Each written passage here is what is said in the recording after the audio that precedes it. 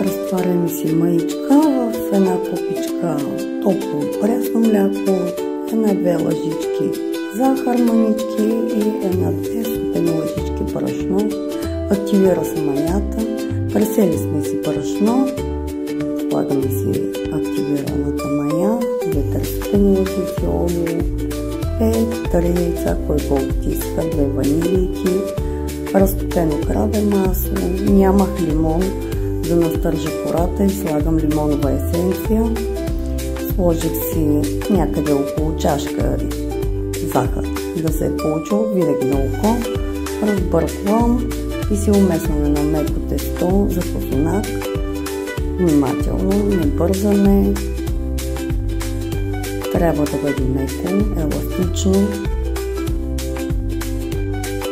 Между другото използвах техниката с френския хляб, защото по този начин направено не се режи, а се чупи и на моето дете му е по-лесно да не режи козунак, ако е козунак. Ще видите, сега си намазвам, за да може да втаса и да оставам да си втаса. Сладкото тесто по-бавно втасва. Ето, готово е. И сега ще ви покажа. Да, тази е техниката за френския хляб. Между другото, този път прецених да не бъде с шоколад, а да бъде с домашен конфитюр от ягодки, орехчета и накиснати стафитки в ликьорче.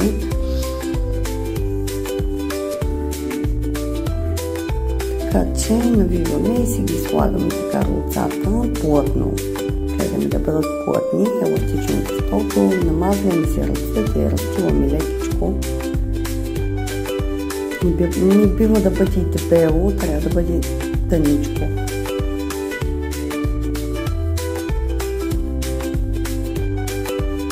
Между другото ще остане тесто и преценявам да си направя като косичка. Затова си го разтилам на двечки и си го разделям, няма да го плета на тройка. И имам и остатък от сместа, така че се възползвам да си го направя на косичка. Останалото.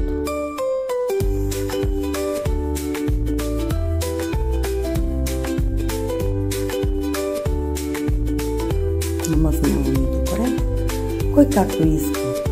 Това ми беше по-набързо, по-лесно и затова така го направих. Ето, втасало е. Намазвам го с яйчице. Ако искате, може да се намокрите захарта леко, ръчичките с захарта да бъдат на бучици. Аз преценявам да си го посоля с захар.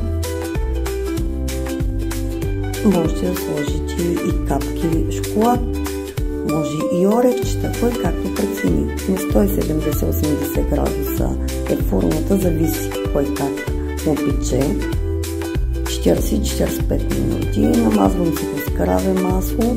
Още беше и топло, когато детето бързаше и искаше да му отчупе. Затова използвах техниката на френския хляб по този начин, защото ще бъде лесно и няма нужда да се режи.